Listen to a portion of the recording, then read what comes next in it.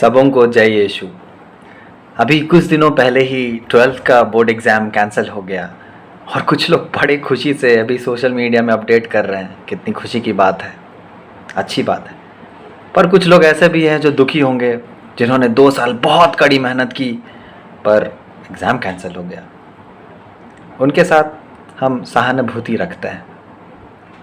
जो खुश हैं उन्हें एक बात ज़रूर याद रखना चाहिए कि संकट का समय अभी टला नहीं है।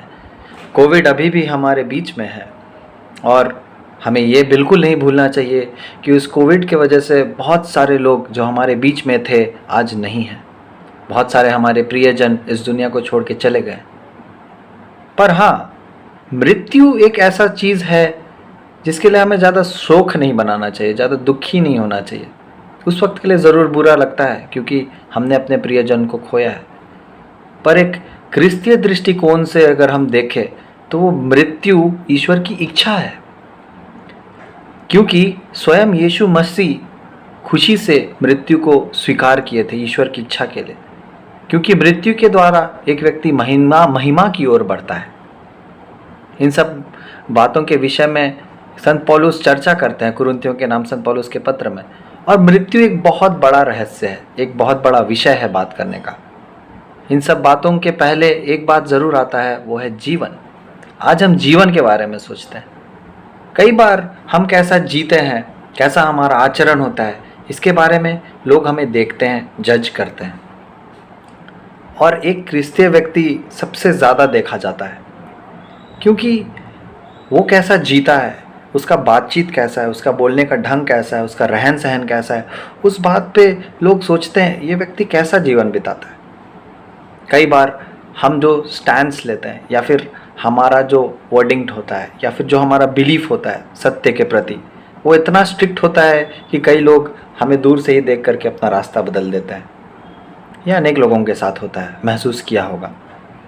कई बार हमारा जीवन ऐसा होता है कि हम खुद दुर्बलता में जी रहे होते हैं, पर हम दूसरे लोगों को बता रहे होते हैं कि प्रभु में विश्वास कीजिए, उनसे हमें प्यार मिलेगा, उनसे हमें आशा नहीं छोड़नी चाहिए। ये सच है, ये बिल्कुल सच है। और कई बार जब दूसरे लोग देख रहे होते हैं कि ये व्यक्ति ऐसा जीवन जीता है पर प्रार्थना करते वक्त तो बहुत अच्छा व्यक्ति बन जाता है, तब लोग जज करते हैं और कहते हैं कि ढोंग कर रहा होगा या ढोंग कर रही होगी। पर सच बात कोई नहीं जानता, केवल वही व्यक्ति जानता है जिसके साथ वास्तव में वो बात बीत रही होती है, जो उसके हृदय में हो रही होती है। इन दिनों कुछ समय पहले बहुत सारे युवक युवतियों से बात करने का अवसर मिला। कुछ लोग बहुत अच्छे हैं, अच्छा जीवन बिताते हैं, पर फिर भी उनके साथ ये दुर्बलता हो रही है कि वो एक ईमानदार क्रिस्तीय जीवन नहीं बिता पा रहे हैं। पर अभी भी यीशु को प्यार करते हैं, प्यार करना नहीं छोड़ा है। पर दुर्बलता ये है कि वो यीशु के प्रति ईमानदार नहीं रह पा रहे। कई बार इस पर मनन करने के बाद समझ में आया कि ये दुर्बलता ऑलमोस्ट सबके साथ ही हो रहा होगा। हर युवक युवती ये अनुभव कर रहे होंगे, हर माता पिता ये अनुभव कर रहे होंगे। हर दिन प्रार्थना में तो बैठ रहे हैं पर हृदय में कुछ और ही है।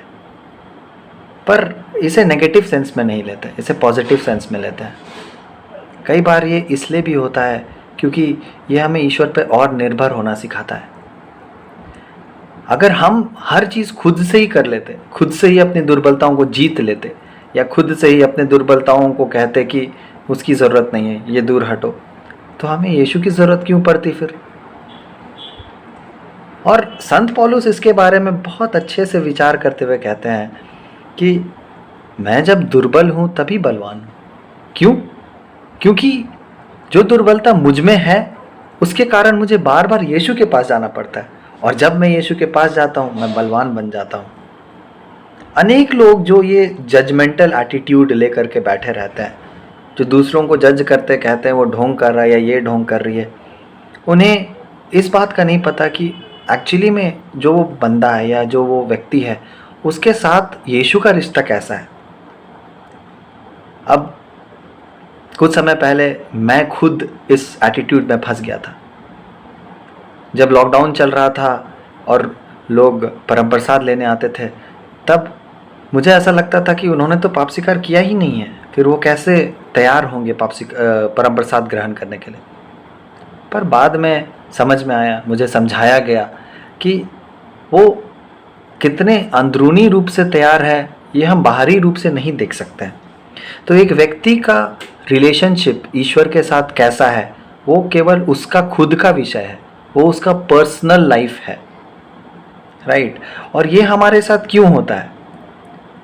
तो फिर जो व्यक्ति इस दुर्बलता में जी रहा होता है, वो ऐसा सोचेंगे कि ये हमारे साथ क्यों हो रहा है, क्यों हम बार बार उसी दुर्बलता में फंस रहे हैं जिसमें हमें नहीं फंसना चाहिए, या हम उससे आगे बढ़ जाए। कारण स्पष्ट है, ताकि हम यीशु पे और अधिक निर्भर होना सीख सके, यीशु की कृपा पर भरोसा करना सीख सके, उसकी दया पर भरोसा करना सीख सके। हमें जान पाएंगे कि यीशु का प्रेम, उसकी दया हमारे समझ से, हमारी कल्पना से कितनी परे है। एक तरह से ये ईश्वर की इच्छा है कि हम बार बार अपनी दुर्बलता में फंसे रहते हैं। क्योंकि कुरिन्थियों के नाम संत पौलुस के पत्र अध्याय 15 वाक्य 49 में ऐसा लिखा हुआ है, मैं आपके लिए पढ़ता हूँ।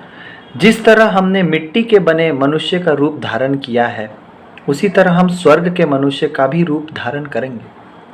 मतलब ये दुर्बलताएं हमारे जीवन में एक मिट्टी का प्रतीक है, पर हमें एक स्वर्गिक व्यक्ति की ओर बढ़ाया जा रहा है, एक स्वर्गिक व्यक्ति का रूप धारण करने के लिए तैयार किया जा रहा है। तो ये दुर्बलताएं जो हमारे अंदर में है, जो बार बार सामने प्रकट हो जाती है और हमारे आध्यात्मिक जीवन को शिथिल बनाती है, वो बार बार इसलिए आती है कि हम बार बार उसे यीशु के पास लाए, उसे समर्पित करें। और तब जब उस दुर्बलता पे हमें विजय मिलेगा, तब हम वास्तव में समझ पाएंगे कि यीशु का प्रेम कैसा है, कि इस दुर्बलता से यीशु ने मुझे कैसे उठाया।